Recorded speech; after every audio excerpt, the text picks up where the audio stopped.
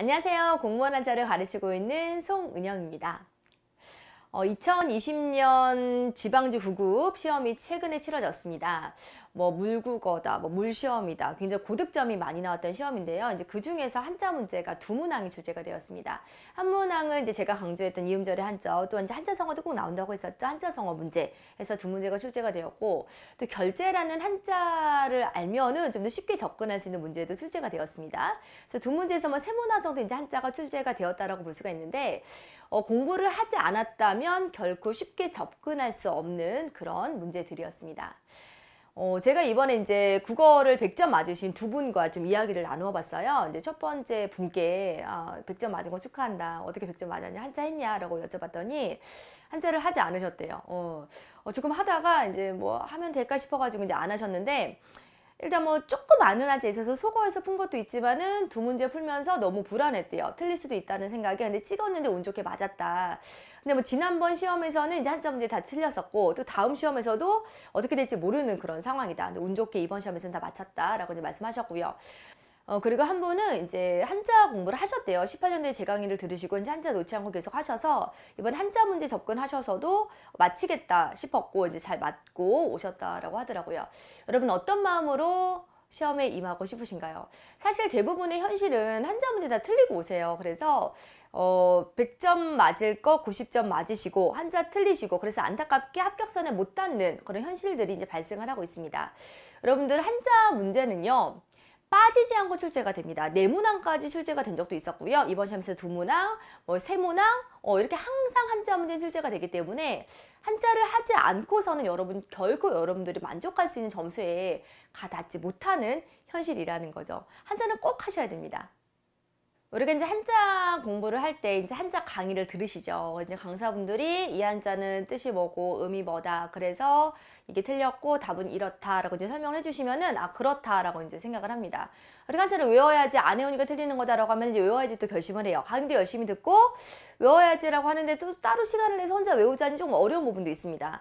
그런 식으로 해서 한자 공부를 해야겠다라고 접근을 하셔도 한자 공부를 끝까지 못 하세요. 그리고 틀리는 거죠. 그리고 계속 불안한 거죠. 시험 때까지. 여러분 한자 공부는 어떻게 해야 되냐면 일단 쪼개야 돼요. 한자를 쪼개면은 우리가 이제 해당되는 한자가 대강 어떤 뜻인지를 알 수 있는 힘이 생기거든요. 예를 들어서 우리가 한자에 조개패가 들어가면은 거의 재와 재물, 돈과 같은 그런 뜻을 가져요. 그리고 병지럼이 들어가면은 질병과 관련된 그런 뜻을 갖고요. 이런 식으로 한자를 이제 좀 공통적인 요소를 보면서 파악하는 그러한 연습을 하시면은 한자에 대한 좀 접근이 굉장히 쉬워진다라는 거고요. 또 그리고 한자를 보실 때 좀 쪼개면은 어떤 한자는 뜻을 나타내고 어떤 한자는 음을 나타낸다. 라는 것도 이제 연결지어 생각을 할 수가 있고, 또 이제 한자를 쪼개면은 또 한자 하나를 공부하지만은 여러 개의 한자를 공부하는 효과를 또 거둘 수가 있습니다. 이렇게 찬찬히 뜯어보면 암기에 대한 아주 강한 노력을 들이지 않아도 여러분 한자가 어느 정도 보여요. 그리고 한자가 읽히고요. 한자 문제를 수월하게 접근을 하실 수가 있거든요. 그래서 제가 이제 이와 같은 방식으로 강의를 하고 있고, 많은 분들이 이제 그런 접근의 강의를 좋아해 주시고 한자가 많이 보이신다라고 이제 말씀을 해주시고 있습니다.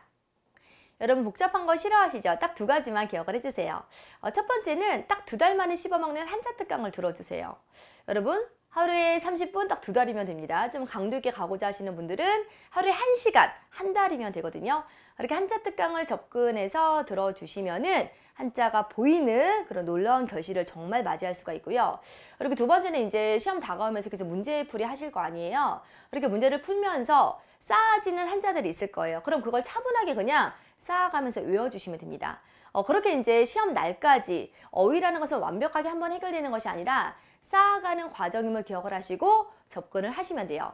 우리가 이제 한자 특강은 크게 이제 2섹션으로 진행이 될 겁니다. 첫 번째 섹션에서는 우리가 이음절의 한자어를 볼 거예요. 그리고 그것을 바탕으로 이제 섹션 2에서는 한자성어를 보면서 그것의 의미적인 부분을 좀 더 잘 접근을 해볼 겁니다. 여러분 차분하게 쌓아가시면 돼요. 걱정하지 마세요. 이 정도 한자 특강 들으시고 한자 공부하시면요. 여러분만큼 한자 실력 갖추신 분 별로 없어요. 시험장에 가서 한자 문제 다 마치시고 합격선까지가 닿으시고 결국 합격하시게 될 거예요. 그러니까 전혀 걱정하지 마시고 저만 따라오시면 됩니다. 여러분이 한자를 전혀 모른다. 하지만 한자 문제를 다 맞춰야 한다라는 여러분의 수준과 관점에서 한자 강의를 구성하고 준비를 했고요. 그리고 이렇게 이제 좀 마음에 드는 강의가 또 마련되어서 저 또한 굉장히 기쁘게 여러분들을 좀 맞이하고 있는 그런 상황입니다. 여러분들 한자 할 수 있다라는 마음 가지시고 저랑 1강에서 뵙도록 하겠습니다. 고맙습니다.